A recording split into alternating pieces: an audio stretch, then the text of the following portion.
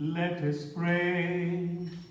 O God, who make this most sacred night radiant with the glory of the Lord's resurrection, stir up in your church a spirit of adoption, so that renewed in the body and mind, we may render you undivided service. Through our Lord Jesus Christ, your Son, who lives and reigns with you in the unity of the Holy Spirit, God forever and ever.